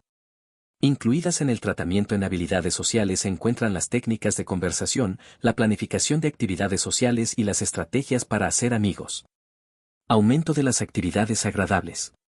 Las sesiones diseñadas para aumentar las actividades agradables se basan en la suposición de que tasas relativamente bajas de refuerzo positivo, por ejemplo, interacciones sociales positivas, participación en actividades placenteras, son antecedentes críticos de los episodios depresivos. De este modo, se estimula a los individuos deprimidos a que aumenten las actividades agradables. Para lograr este objetivo, se enseña a los adolescentes habilidades básicas para cambiarse a sí mismos, como el autorregistro para establecer una línea base, el plantear objetivos realistas, el desarrollar un plan y un contrato para el cambio de conducta y el autorrefuerzo para alcanzar los objetivos del contrato. El programa de acontecimientos agradables, una amplia lista de actividades agradables se ha adaptado para su utilización con adolescentes, proporciona a cada participante una lista individualizada de actividades que tiene que aumentar. La disminución de la ansiedad. Se proporciona entrenamiento en relajación por medio del procedimiento de Jacobson. Posteriormente se enseña un método menos visible que no requiere la tensión y relajación progresiva de los músculos, para ser empleado en lugares públicos como las salas de clase. Se proporciona entrenamiento en relajación porque muchos individuos deprimidos están también ansiosos, lo que puede reducir el disfrute potencial de muchas actividades agradables. Además, la tensión y la ansiedad interfieren a menudo con la actuación en situaciones sociales. Las habilidades de relajación se enseñan al principio del curso por las razones que ya hemos señalado. Reducción de las cogniciones depresogénicas. Se incluyen sesiones centradas en las cogniciones depresogénicas con base en la suposición de que la depresión está causada y mantenida por esquemas cognitivos irracionales o negativos. Como ya vimos, el curso incluye elementos adaptados y simplificados de las intervenciones. Desarrolladas por Beck y sus colaboradores, por Ellis y Harp y por Kranzler, para identificar, cuestionar y cambiar los pensamientos negativos y las creencias irracionales. Se emplean tiras gráficas con personajes populares que atraigan a los adolescentes para ilustrar los pensamientos negativos depresogénicos y Los pensamientos positivos que se pueden emplear para contrarrestarlos. Solución de conflictos. Hay 6 sesiones dedicadas a enseñar habilidades de comunicación, de negociación y de solución de conflictos para su utilización con los padres y los iguales. Los conflictos adolescente-padres aumentan conforme los adolescentes defienden su independencia. La solución de problemas no satisfactoria, junto con el aumento de los conflictos familiares, puede contribuir a que aparezca la depresión en este periodo de edad. Las técnicas específicas que se utilizan en el curso provienen de las técnicas empleadas en la terapia conductual marital y sus adaptaciones para la utilización con padres e hijos. El entrenamiento en comunicación se centra en la adquisición de conductas positivas, como el parafrasear para verificar el mensaje, la respuesta activa, el contacto ocular apropiado y la eliminación y corrección de conductas no productivas, como las acusaciones, el interrumpir y el degradar a la otra persona. Se enseña a los adolescentes técnicas de negociación y solución de problemas, como definir el problema sin criticar, el torbellino de ideas para soluciones alternativas, evaluar y llegar a un acuerdo mutuo sobre una solución y especificar el acuerdo con la inclusión de consecuencias positivas y negativas para el cumplimiento del mismo, respectivamente. Todas estas técnicas se practican durante las 2 sesiones conjuntas padres-adolescentes, en las que los terapeutas participan como facilitadores. La planificación del futuro. Las 2 sesiones finales se centran en la integración de las habilidades, en la anticipación de futuros problemas, en el desarrollo de un plan y de unos objetivos de vida y en la prevención de recaídas.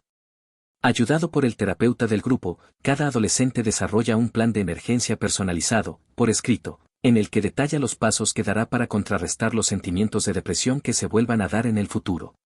3 estudios han examinado la eficacia del CADA. El primer estudio se llevó a cabo con una muestra de 21 adolescentes. Los resultados de este estudio inicial fueron prometedores. En el segundo estudio, Levinson et al., se distribuyó aleatoriamente a 59 adolescentes clínicamente deprimidos a 3 condiciones: A. Un grupo cognitivo-conductual, psicoeducativo, solo para adolescentes; B. Un grupo idéntico para adolescentes pero estando sus padres incluidos en un grupo específico para padres; y C. Una condición de lista de espera. Los adolescentes y sus padres participaron en amplias entrevistas en el momento del ingreso, en el postratamiento y a los 1, 6, 12 y 24 meses de seguimiento una vez finalizado el tratamiento. Los resultados de este estudio demostraron que, comparados con los sujetos de la lista de espera, los individuos tratados mejoraron significativamente en las medidas de depresión. Estas ganancias se mantenían a los 2 años después del tratamiento. Una tercera comprobación de la eficacia del programa de tratamiento se realizó con 96 adolescentes que cumplían los criterios del DSM-3R para la depresión mayor o la distimia. Para este estudio, el protocolo del curso se volvió a escribir, de modo que los componentes se presentaron de un modo jerárquico, más sistemático, con el fin de que la adquisición de las habilidades básicas tuviera lugar antes que las habilidades más complejas. Por ejemplo, las habilidades de comunicación se establecieron antes que las habilidades de solución de conflictos, porque las primeras son prerequisitos básicos para la negociación con éxito, que requiere el parafrasear y el envío y recepción de mensajes. El curso se hizo más apropiado a la edad, añadiendo componentes como tiras gráficas, etc., que serían atractivos para los adolescentes. Este estudio examinó también el poder de las sesiones de apoyo para prevenir las recaídas y mantener las ganancias de los adolescentes. Se distribuyó aleatoriamente a los 96 adolescentes a las mismas condiciones de tratamiento que el estudio anterior. Los resultados fueron muy parecidos a ese estudio.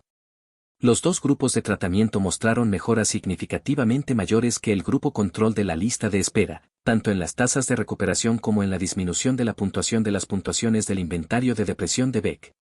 El 67% de los adolescentes tratados no cumplía ya con los criterios en el postratamiento, comparado con solo el 48% de los sujetos de la lista de espera. Además, no había diferencias significativas en la recuperación o en las tasas de recaída dependiendo del sexo o de las 3 condiciones de seguimiento. A los 12 y 24 meses después del tratamiento, el 81,3% y el 97,5% de los adolescentes se había recuperado, respectivamente. Componentes del CAD para personas mayores. Las intervenciones cognitivo-conductuales se han utilizado en el tratamiento de las personas mayores deprimidas. En una reciente revisión de esta literatura, Terry, Curtis y Gallagher-Townsend concluyeron que todas las variantes de las intervenciones cognitivo-conductuales, solo cognitiva, solo conductual y combinada, Parecen ser eficaces para reducir la depresión, no únicamente en ancianos sanos, como aquellos que padecen enfermedades crónicas o demencia. Además, parece que los beneficios del tratamiento permanecen en todas las modalidades. El CAT se ha modificado para ser empleado con personas mayores. Thompson et al. Evaluaron el curso modificado, el curso para la satisfacción en la vida, CSV, en el tratamiento de personas mayores deprimidas. De 6 a 8 participantes por grupo se reunían 2 horas a la semana a lo largo de 6 semanas. Las sesiones se centraban en la observación y evaluación del estado de ánimo, en identificar actividades agradables y acontecimientos desagradables en sus vidas y en aprender y registrarlos diariamente. A los participantes se les presentaban ejercicios para ayudarles a experimentar la asociación entre el nivel de actividad y el estado de ánimo, y para obtener cierto control sobre su estado de ánimo por medio de la realización de actividades agradables. En la cuarta sesión, se enseñaron técnicas de autorrefuerzo y se instruyó a cada participante a que identificara un problema personal específico que pareciese posible de cambiar. En la quinta sesión, se identificó un segundo objetivo posible. La sesión sexta se centró en la forma de mantener y generalizar el progreso alcanzado en el curso. Los hallazgos indican que el enfoque fue eficaz para reducir el malestar en personas mayores. Los participantes que completaron el curso informaron de menos síntomas de depresión, menos frecuencia de pensamientos negativos sobre sí mismos y sobre el futuro y un aumento del disfrute y la frecuencia de los acontecimientos agradables en la vida diaria. Componentes del CAT para cuidadores. Algunos investigadores han desarrollado variaciones del CSD/CSV para emplearlo con personas que cuidan ancianos delicados o con demencia. Esta aplicación es potencialmente importante porque esos cuidadores tienen un riesgo elevado de caer en una depresión. El CSV para cuidadores incluye 10 sesiones de 2 horas una vez a la semana durante las cuales se enseña a los cuidadores a observar su estado de ánimo y las actividades agradables que desean realizar más frecuentemente, a plantear objetivos realistas, paso a paso, para aumentar su tasa de acontecimientos agradables y a emplear técnicas de autorregistro y autorrefuerzo para alcanzar esos objetivos. La participación máxima. En cada grupo está limitada a 10 cuidadores, con 2 coterapeutas. Resultados preliminares de este programa indican que los niveles de depresión de los cuidadores y de personas mayores con depresión no clínica se reducían del pre al posttratamiento, mientras que los grupos control de lista de espera no informaban de ningún cambio significativo. La prevención de la depresión. Finalmente el CAD se ha adaptado y examinado también como un medio de prevenir episodios de depresión entre individuos con un elevado riesgo de desarrollar ese tipo de episodios. Muñoz et al. Modificaron el CAD y lo emplearon con un grupo que se sabía que tenía un elevado riesgo de trastornos depresivos futuros, bajos ingresos, pacientes ambulatorios pertenecientes a minorías. Las personas que ya padecían un episodio de depresión se eliminaron del estudio. Los miembros del grupo experimental se compararon con 2 grupos control, un grupo sin intervención y un grupo solo de información que recibía una presentación por medio del video de las ideas del CIEDI. Los resultados de este estudio indicaron que los participantes que recibían el CA demostraban una mayor disminución significativa en el nivel de síntomas depresivos, tal como lo medía el inventario de depresión de Beck. Manson y sus colaboradores han modificado de forma similar el CAD para su empleo como una intervención para la prevención con indios americanos de 45 y más años. El curso se reestructuró con el fin de que fuese culturalmente relevante a las tribus de 3 reservas del noroeste y se simplificó para incluir las limitaciones impuestas por la enfermedad física de los participantes. Finalmente, Clark et al. Modificaron el CAD para ayudar a adolescentes ligeramente deprimidos a que no se deprimiesen más seriamente. Los sujetos ligeramente deprimidos son una población objetivo especialmente relevante para la prevención, porque se sabe que esos individuos tienen un elevado riesgo de desarrollar un episodio de depresión más grave. Clark et al. Llevaron a cabo un estudio con adolescentes de instituto que tenían un elevado riesgo de depresión, basándose en un programa de prevención de terapia cognitiva en formato de grupo para reducir la incidencia futura de sintomatología y trastornos afectivos unipolares. El estatus de riesgo para este estudio se fundamentó en una definición de desmoralización o niveles subdiagnósticos de síntomas depresivos, propuesta por Roberts. Se identificaron adolescentes de 3 institutos que tenían un riesgo potencial para la depresión por medio de un procedimiento de 2 fases. La fase primera de selección consistía en una escala de autoinforme para la depresión, la escala del Centro de Estudios Epidemiológicos para la Depresión, que se administraba a una muestra inicial de 1.640 adolescentes de instituto. Empleando un punto de corte de la CED de 24 o más como una definición operacional de la desmoralización, se identificaron 222 adolescentes con un riesgo potencial y se entrevistaron posteriormente en la segunda fase del procedimiento para descubrir casos clínicos. Esta segunda fase determinó los candidatos adolescentes que estaban deprimidos actualmente y no eran, por lo tanto, candidatos para la prevención. Se encontró que 39 de los adolescentes entrevistados, 17,6%, cumplían los criterios para el trastorno afectivo unipolar según el DSM-3R y se les envió para tratamiento no experimental. La muestra restante de 183 adolescentes no sufría de depresión actualmente, pero corrían el riesgo de padecer una depresión en el futuro debido a su estatus de desmoralización. El 88%, N igual a 150, de estos adolescentes y sus padres aceptó la invitación de incluirse en la fase de intervención del estudio. Aunque había algunos casos de ansiedad o de trastorno de conducta entre estos adolescentes, la mayoría, 85%, tenía solo síntomas de depresión subdiagnóstica sin un diagnóstico actual según el DSM-3R. Los 150 adolescentes desmoralizados se asignaron aleatoriamente a un grupo de intervención cognitivo-conductual de 15 sesiones que tenía lugar al terminar las clases, N igual a 76, o B, una condición control de cuidado habitual, N igual a 74. La intervención activa se denominó curso de afrontamiento del estrés y consistió en 15 sesiones de 45 minutos cada una en las que se enseñaba a adolescentes con alto riesgo técnicas de terapia cognitiva, para identificar y cuestionar pensamientos irracionales o negativos que podrían contribuir al desarrollo de un futuro trastorno afectivo. La intervención de prevención se modificó a partir de la terapia cognitiva para adultos deprimidos. Los grupos de prevención eran dirigidos por psicólogos y por asesores escolares con una formación mínima, de nivel de maestría, en psicología clínica, de asesoramiento o escolar. En la condición de cuidado habitual, los adolescentes tenían libertad de continuar con la intervención ya existente o buscar una nueva ayuda durante el periodo de estudio. A los adolescentes incluidos en la intervención activa se les permitía también continuar con el tratamiento ya existente y /diagonal o buscar otro tratamiento, con el fin de igualar los servicios de intervención extraexperimental en todas las condiciones. Permanencia de los sujetos.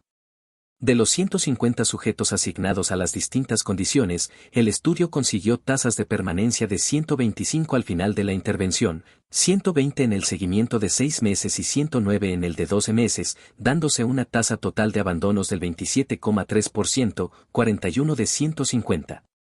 Se comparó a los sujetos que permanecieron y los que abandonaron en variables psicopatológicas y demográficas. Incluyendo las puntuaciones de depresión en el ingreso en el CE-ED, no se encontraron efectos principales o de interacción para el abandono. Se empleó el método del análisis de supervivencia para comparar los resultados a largo plazo en los dos grupos, utilizando una entrevista para especificar el momento de la aparición del episodio. Había menos casos de depresión mayor y /diagonal o de distimia en la condición experimental a lo largo del periodo de seguimiento. Las tasas de incidencia global de la depresión mayor o de la distimia a lo largo del periodo de seguimiento eran de 25,7%, 18 de 70, para el grupo control y de 14,5%, 8 de 55, para el grupo experimental. Tendencias futuras. En este capítulo hemos presentado una revisión de las teorías conductuales de la depresión y hemos descrito una serie de procedimientos conductuales para la evaluación y tratamiento de este trastorno. Queda claro que hay una serie de intervenciones conductuales eficaces para la depresión, intentando todas ellas modificar las interacciones del paciente con el ambiente social, con el fin de disminuir el nivel de depresión. Estos programas son diversos, se centran de forma diferente en ayudar a los pacientes deprimidos a llevar a cabo más frecuentemente actividades agradables, a mejorar sus habilidades sociales, a ser más precisos en la autoobservación, menos estrictos en la autoevaluación y más liberales en el autorrefuerzo, y a aprender habilidades de afrontamiento y de solución de problemas más eficaces. A pesar de esta diversidad, es aparente que un objetivo principal de estos programas implica el aumento de la cantidad de refuerzo positivo recibido por los pacientes deprimidos. Es evidente también que el alcanzar estos objetivos conduce normalmente a una disminución significativa en la sintomatología depresiva. Señalamos anteriormente que se han realizado progresos significativos en la evolución de las teorías conductuales de la depresión. Avances similares son también aparentes con respecto tanto a la evaluación de la depresión como a las intervenciones conductuales para este trastorno. Sin embargo, existe una serie de áreas en las que claramente se requiere más trabajo. Por ejemplo, aunque los investigadores han demostrado la eficacia general de los enfoques conductuales para el tratamiento de la depresión, sabemos comparativamente poco sobre qué componentes de estas intervenciones son responsables del cambio a nivel de la depresión o sobre qué mecanismos están implicados en el proceso de cambio. Como aspecto relacionado, es importante señalar que los investigadores no han encontrado generalmente que los resultados de las terapias para la depresión sean específicos al tratamiento que se investiga. Por consiguiente, parece que independientemente del supuesto objetivo específico de la intervención, por ejemplo, cogniciones, conducta, afecto, todos ellos se encuentran afectados por el tratamiento y, además, es probable que se influyan entre sí de manera recíproca. Con respecto a las intervenciones conductuales, esta falta de especificidad plantea cuestiones importantes sobre el papel que juegan realmente los cambios de las conductas objetivo, por ejemplo, aumento de las actividades agradables, aumento de las habilidades sociales, incremento del autorrefuerzo, en la mejora de la depresión. Será necesario examinar de forma más explícita este tema en las investigaciones futuras. En este contexto, los investigadores deberían considerar el emplear análisis de modelado causal con el fin de proporcionar mayor claridad con respecto a los mecanismos de cambio en la psicoterapia. Merece la pena comentar 4 áreas finales para la investigación futura. En primer lugar, aunque las intervenciones conductuales han demostrado ser razonablemente eficaces para reducir la sintomatología depresiva al final del tratamiento, está relativamente claro que la depresión es un trastorno recurrente. Es más, Angst al. Informaron que el número medio de episodios a lo largo de la vida en pacientes con depresión unipolar es de 5 a 6. Teniendo en cuenta la alta tasa de recaídas, sería importante que los investigadores desarrollasen intervenciones conductuales que no solo disminuyesen los niveles de depresión inmediatamente después del tratamiento, sino que previniesen también la recurrencia de episodios futuros de depresión. La evitación de recaídas por medio del empleo de sesiones de apoyo después de la terminación del tratamiento debería convertirse en un área de investigación activa. Esta atención sobre la prevención será especialmente importante en el tratamiento de las personas deprimidas que tienen un elevado riesgo de recaídas, pacientes con una historia de episodios depresivo, pacientes con depresión secundaria, en cuanto opuesta a primaria y pacientes que viven con familiares hostiles o muy críticos. En segundo lugar, la mayoría de los investigadores que han examinado la eficacia de las intervenciones conductuales con la depresión han seleccionado pacientes con depresión pura para la inclusión en sus estudios. Concretamente, han excluido pacientes deprimidos con otros trastornos comórbidos. Sin embargo, los resultados de estudios recientes indican que una parte sustancial de individuos deprimidos presentan trastornos psiquiátricos comórbidos, como la ansiedad y el abuso de sustancias, y el trastorno de conducta en niños y adolescentes. Por consiguiente, es esencial que los investigadores examinen el impacto de los trastornos comórbidos sobre la eficacia de las intervenciones conductuales para la depresión. En tercer lugar, se necesitan estudios para identificar las características que distinguen a los que se benefician más y los que lo hacen menos de las intervenciones conductuales. Por ejemplo, hay 5 variables que han surgido como predictoras de la mejoría para los participantes deprimidos en el CAD: la mejoría esperada, la mayor satisfacción con la vida, la falta de psicoterapia concurrente o de medicación antidepresiva, los elevados niveles de apoyo social percibido y ser más jóvenes. Una serie de escritores han discutido sobre el valor potencial de emparejar los componentes del tratamiento con las características del paciente con el fin de proporcionar un enfoque específico al problema para el tratamiento de la depresión. Por ejemplo, McKnight et al. 1984 compararon la eficacia relativa de tratamientos que estaban relacionados directamente con las áreas objetivos iniciales y encontraron que los pacientes deprimidos con problemas de habilidades sociales o cogniciones irracionales mejoraron más después de haber recibido intervenciones específicas para estos déficits que en el caso de los pacientes que recibieron intervenciones no relacionadas con sus actuales áreas problema. En años recientes, Rude y Rem han discutido algunas de las cuestiones teóricas subyacentes a esta área y referimos al lector interesado a este artículo. Finalmente, se encuentra bien documentado en la literatura de la depresión que aproximadamente hay 2 veces más mujeres que hombres que experimentan este trastorno. A pesar de la consistencia de este hallazgo, se ha prestado poca atención a la posibilidad de que los hombres y las mujeres manifiesten distintos problemas psicosociales y que puedan responder de forma diferente a las intervenciones conductuales. En uno de los pocos estudios que han abordado este tema, Wilson informó que las mujeres y los hombres deprimidos mostraban respuestas comparables a los tratamientos conductuales. Sin embargo, es posible que los mecanismos responsables del cambio sean diferentes en los hombres y en las mujeres. Por ejemplo, McGrath et al. Sugieren que los tratamientos conductuales pueden ser eficaces con las mujeres deprimidas, porque enseñan a las mujeres a enfrentarse y superar el papel pasivo, dependiente, que se les puede haber enseñado desde la infancia y que puede estar alimentando sus depresiones.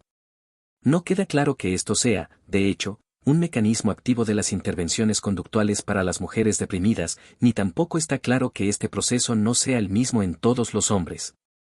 No obstante, es posible que el tratamiento conductual tenga un efecto diferente sobre las mujeres y sobre los hombres deprimidos. Ciertamente, esta es un área que necesita una mayor exploración. Nuestra esperanza es que este capítulo sirva de impulso para esas investigaciones. Agradezco enormemente que hayas dedicado tiempo a escuchar el contenido de mi canal. Si te ha gustado, te invito cordialmente a suscribirte, ayudarme compartiendo y dando like. No olvides explorar también los audiolibros disponibles en mi canal. Hasta pronto y muchas gracias por tu apoyo.